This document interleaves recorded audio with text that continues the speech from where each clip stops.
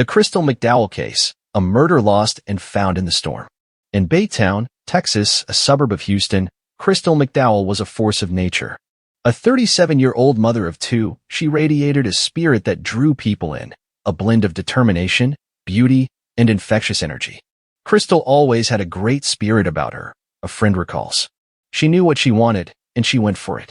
To those who knew her, she was a goofball with a gypsy soul, a woman who thrived on adventure.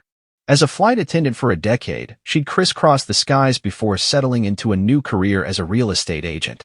She could take care of herself, another friend says, laughing at the memory of her playful taunts. You gonna punk out like a sissy girl? Crystal was stunning blonde, bright-eyed, magnetic, but it was her inner light that truly shone. She radiated light, her colleague says. There was something about her. In the summer of 2017, Crystal's life was blooming anew. After a decade of marriage and an amicable divorce from her husband, Steve McDowell, she'd found love again with Paul Hargrave, a local jeweler. I've been dating Crystal for a few weeks now, Paul says, his voice warm with the memory. We'd both been divorced, and we knew exactly what we wanted. It was like cloud nine. Crystal felt the same, posting on Facebook just days before her disappearance. I've never been happier in my whole life than I am right now. God is so good. Plans for a European trip to Belgium and a family cruise were on the horizon, dreams of a future unfolding. But as Tropical Storm Harvey loomed over Texas, poised to strengthen into a hurricane, Crystal's world was about to unravel. The day she vanished. It was Friday, August 25, 2017, when Crystal left Paul's house in Baytown. Hurricane warnings blanketed the Texas coast, and the air buzzed with urgency as residents braced for impact. Crystal, living temporarily with Steve and their two children, Madden, 8, and Maui, 5, in a house she'd helped him buy, had been texting Paul that morning. She sent me a few messages, and I replied, he recalls. But I never heard back. I thought maybe she was just preoccupied with getting ready for the storm. At 7:01 a.m., she texted Steve, who had the kids, on my way. Do you have water? Looks like I may stay here with the kids. It seems just like rain. She drove off in her black Mercedes, a familiar sight in Baytown, and then, nothing. As Harvey's winds howled and rain battered the region, Crystal's silence grew ominous. Paul, sensing trouble, reached out to her family. I started trying to find relatives or friends to see if they knew where she was, he says. He contacted Jeff Walters, Crystal's uncle, who'd been a father figure since her parents died when she was 11. I get messages from her every morning, all throughout the day, Jeff says, his voice tight with worry. She's one of the most responsible people I know. She never loses contact.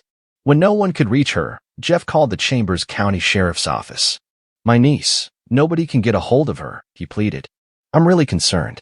Sheriff Brian Hawthorne took the call on day one of Harvey's onslaught. It's a serious storm, gonna last 4 or 5 days, he says. But for a mother to go missing right as it hits? My gut told me something was catastrophically wrong. Crystal's disappearance sparked an urgent search, but the floodwaters rising across southern Texas hampered efforts. Grocery shelves emptied as panic set in, and deputies waded through chaos to find her.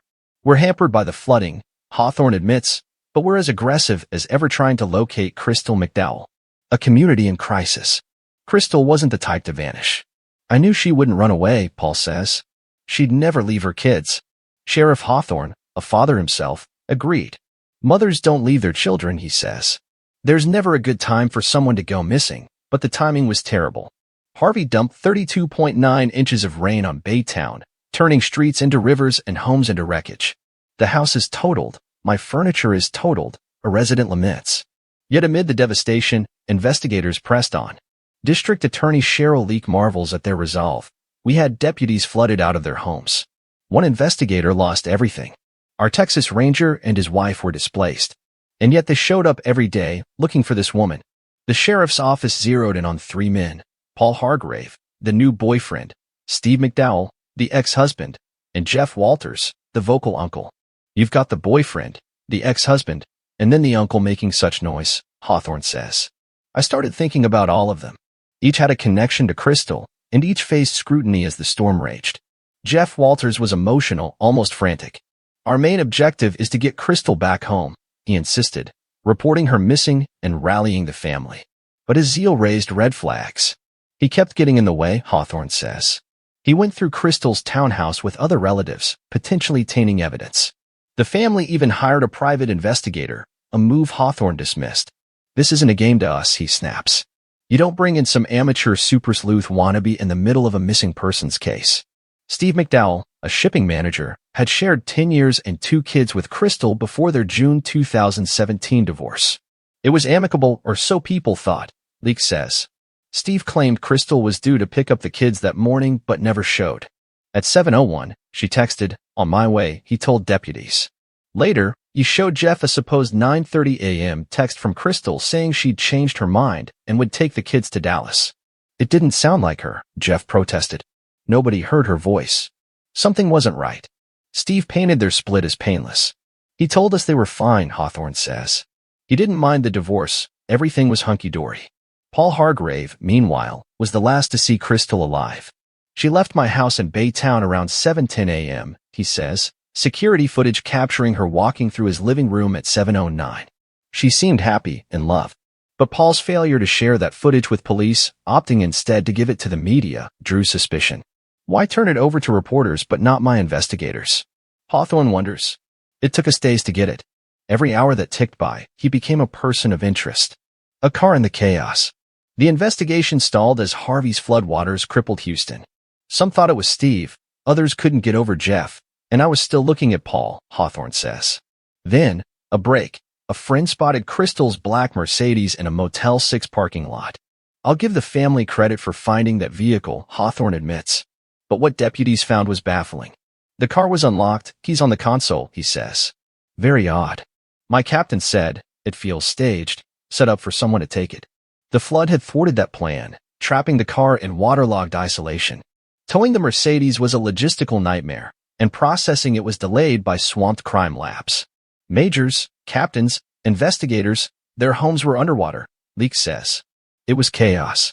With no body, no phone activity, and no financial trail, hope faded. "We'd lost all hope," Leak confesses. "She's dead. Nobody leaves without a cell phone anymore." The focus shifted from rescue to retribution. "We expanded from finding Crystal to finding her killer," Hawthorne says. In the sheriff's war room, granted rare access by 48 hours, deputies dissected the evidence. Steve says he was making calls from certain locations, but he didn't, an investigator notes. He's denying knowing Paul existed until 2 days ago. "I don't believe that." Polygraphs were administered. Steve failed. Paul's results were murky. "He called me a liar," Paul bristled, pointing at Steve. Security cameras don't lie. The trail tightens. Surveillance footage became the linchpin. A Shell gas station camera near the Motel 6 caught a man, identified as Steve, dumping something in a trash can. He's stuffing it down, like clothing, a deputy observes. He keeps glancing at the Motel 6, checking if the car's still there. Floodwaters had washed the contents away, but another video clinched it. Steve parking the Mercedes at the motel and walking off. "That's when my person of interest changed," Hawthorne says. "The videos are circumstantial, but they're pointing us in one direction." Steve stuck to his story. She never showed up. Deputies turned to Crystal's aunt, Cindy Sarrett, for help. "I told Cindy, stay close to Steve," Hawthorne says. "He may not talk to us, but he might talk to you." Cindy prayed daily for a slip. "I needed him to say something," she says. Without a body, the case teetered. Motive and opportunity weren't enough. Crystal's past with Steve offered clues. Their marriage had been rocky from the start. He's self-centered, manipulative, says L.J. Adams, a bail bondsman and Crystal's friend. If it wasn't his way, he'd throw a tantrum. In 2008, Crystal filed for divorce but backed off after Steve's threats. He'd say, "If you leave, I'll kill myself," L.J. recalls. Emotional blackmail. Krista McDowell, Steve's daughter from a prior relationship, saw a different side. "He's goofy, fun," she says. But they were toxic together, never a happy ending. Post-divorce, Steve's behavior darkened. In March 2017, after Crystal filed, he posted cryptic Facebook updates, graves, grim reapers, then vanished with the kids for days. He threatened to hurt himself, Crystal, and them, Leak says. He returned them unharmed, claiming Crystal's affairs had broken him. "I love her with all my heart," he told Krista, "but I can't let her keep tearing me down." Yet Cindy says Steve planned to propose again on that family cruise, buying matching white outfits. "A fantasy in his head," she scoffs. Crystal's new life with Paul was the tipping point. "She kept it secret from Steve at first," Cindy says. "She told me, he'll kill me." When she disinvited him from the cruise and cut him off financially, he was just spending money ridiculously, LJ says. Steve unraveled. He was losing his whole life, Leak theorizes. Someone else was sliding into his position. The breaking point. With Paul and Jeff cleared, Steve became the prime suspect. Walmart footage showed him biking away from the Motel 6, solving how he'd gotten home. That was the turning point, Hawthorne says. Yet he remained free, taunting investigators with denials. He was gaming us, Leak says. Arrogant, aloof. Day after day, deputies piled on pressure, hinting at mounting evidence. You could see it getting to him, Hawthorne notes. He wasn't eating, wasn't sleeping, his face sank in. The kids were Steve's anchor. Fearing he'd snap, Leak coordinated with Family Protective Services to remove Madden and Maui, placing them with Cindy. Psychologically, that'd be the final straw, she says. He'd have nothing left. Steve nearly collapsed. He said he wanted to go home, but promised to return in the morning, ready to talk, Hawthorne recalls. He said, I'll tell you everything. Letting him walk was a gamble. I've been a crime reporter 25 years, a journalist marvels. I've never heard of a department saying, go home, get your affairs in order. But with the kids safe, Hawthorne took the risk. That night, Steve texted Krista, then a Texas A&M student. Your little brother and sister are going to live somewhere else for a while, he wrote. You probably won't see me for a while unless you come now. Alarmed, she drove 2 hours from College Station, arriving at 3:30 a.m. I knocked, and he let me in, she says. Steve seemed annoyed, claiming Texas Rangers would pick him up at 10 a.m. I asked if he had anything to do with it, Krista says. He said no, I don't understand why I'm getting blamed. He handed her photo albums, financial papers, his Mustang keys, tying up loose ends. Then, a bombshell. The Rangers said if I tell them where the body is, they'll lessen my punishment. Krista froze. I said, you don't know where the body is. How would you? He said, what if it's true? I asked, you know where it is? He looked away and bawled his eyes out. That's when I knew. She begged for answers. He just said, I can't tell you what I did. Then we heard a noise, he said. They're here, and bolted. I dropped to my knees and cried. Confession and closure. On September 9, 2017, Steve returned to the station. I couldn't wait for daylight, Hawthorne says. In a nearby room, he watched Steve confess. My understanding was you were ready to be honest, an investigator prodded. Steve recounted that morning. Crystal returned from Paul's, sparking an argument. I think he was mad she'd stayed out all night, he said. She told me she didn't love me anymore, didn't want anything to do with me. Enraged, he strangled her from behind in a chokehold. She was scared, he admitted.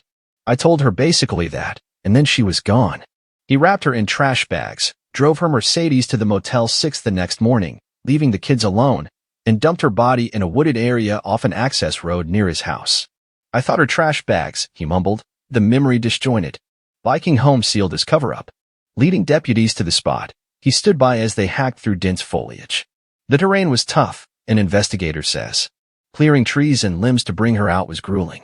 At 2:45 p.m., Crystal's body was recovered, and Steve, 44, was arrested for murder.